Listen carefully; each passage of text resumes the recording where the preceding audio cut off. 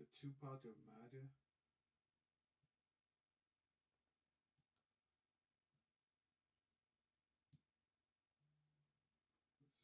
You're seeing this MAGA civil war getting worse and worse, messier by the day, with more big names jumping in to fight. And while some on the right, they've tried to dismiss this as some sort of sideshow, this is so much bigger and more important than they'll admit. And I mean, there is a very real fight over the future of MAGA and the right in general taking place. Right? They can try and act like this is some small little blip, the loud minority, but the numbers show that's a lie. And while this has been brewing for a while, and you can go back to my Monday and Tuesday shows for a deeper recap, the quick version is that recently things kicked off because Tucker Carlson interviewed white nationalist Nick Fuentes on his show last week. And among a decent chunk of the right, that sparked some backlash because Tucker is seen, even though he's not with Fox News anymore, as kind of this institution. He has a huge platform. In the interview, it was friendly, and Fuentes, among other things, talked at length about what he called organized Jewry. And so a whole bunch of conservatives, most prominently Ben Shapiro, Mark Levin, and Ted Cruz, condemned Tucker and Fuentes. But then you had a lot on the right coming to their defense, or at the very least, Tucker's defense, arguing that he was merely exercising his free speech and shouldn't be canceled. And well, now the latest high-profile pundit to make that argument is Brett Cooper. And very notably, Brett is a former Daily Wire host who was once dubbed the female Ben Shapiro before she left and started her own show. They're doing all of this. They're freaking out because of how popular and impactful Tucker is. Tucker, right now, is the #1 podcaster in the world. He is neck and neck with Joe Rogan as they ignore the obvious shift in ideology and attitudes of their base. Because you're so angry that the conservative base's attitudes are rapidly changing, that Nick Fuentes is getting national attention. And unfortunately for you guys, yes, the attitudes are changing. So again, it makes sense. Right over the course of her show, she took shots at several people, including Mark Levin.